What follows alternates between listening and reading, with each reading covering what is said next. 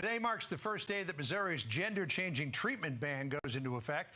The law blocks healthcare providers from giving gender-changing surgeries to minors, including prescribing puberty blockers and hormones. It came after a trial court declined to block the law, citing conflicting and unclear medical evidence. Let's bring in the Attorney General of the state of Missouri, Andrew Bailey. Attorney General Bailey, good to have you with us. This is obviously a big win for you in court. We didn't know which way it was going to go on Friday. Why do you think it is important for the Show Me State for this law to go into effect? Well, this is a huge win in the fight to protect children, and this law is vitally important right now to stop left-wing experimentation on kids. Look, there's no gender-affirming care about it. There's no health care to back it up. There's zero FDA approvals for puberty blockers or cross-sex hormones in the treatment of gender dysphoria. There's zero clinical assessments to show that intervention surgeries are safe or effective. Certainly, European nations have curtailed these procedures, and we wanted to put that evidence on in court. This bill is a huge step in protecting kids from the forced sterilization. And that's what we were fighting for. And getting into court, testing the other side's evidence, making their experts own the fact that their reliance on weak science was misplaced and that there was conflicting opinions. And in fact, no medicine or science to back this up was vitally important. At the same time, General Bailey, as you make that point, opponents of this bill are saying that the law is going to have, quote, extremely serious negative health consequences. Listen to what Susan Howell, the president of Transparent, said. Transgender children will die if this law goes into effect. If they cannot get treatment to treat their gender dysphoria, children will die. What do you say to that argument?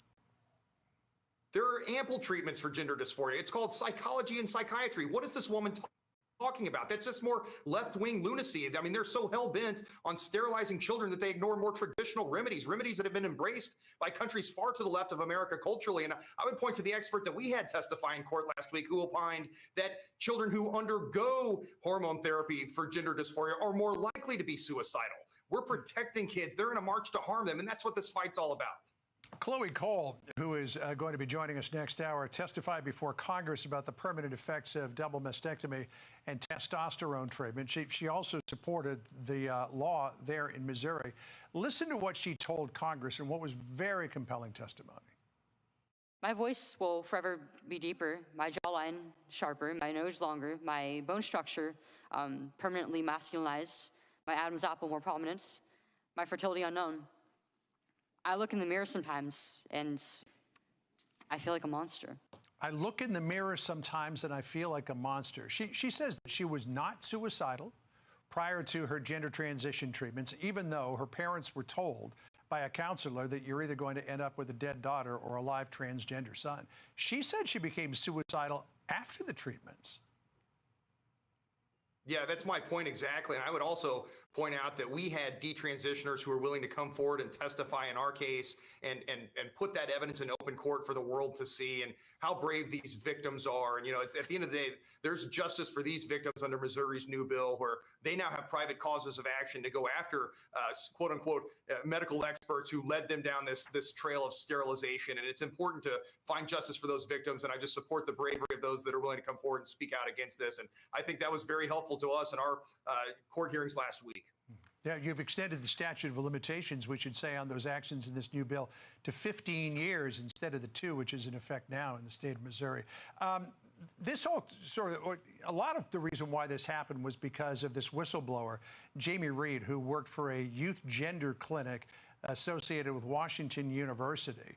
She came out with a story earlier this year that a lot of kids were just getting thrown into treatments or surgeries without getting any mental health counseling. She was pilloried by the left for those charges. But now the New York Times has said, you know what, we corroborated a lot of what she said. So is that the automatic reaction of many people on the left, is that anybody who challenges this gets pilloried?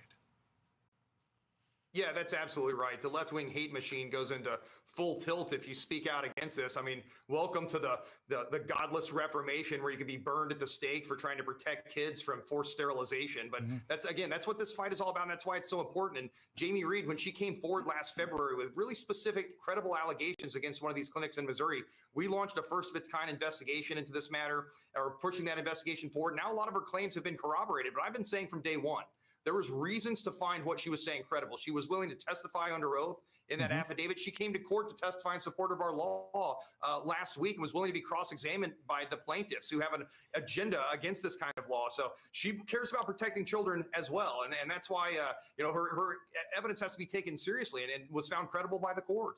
All right, well, the law goes into effect, as we mentioned today. This may not be the end of the story, though, because opponents say that they are going to take it to the Court of Appeals. Attorney General, thanks for being with us. We really appreciate it.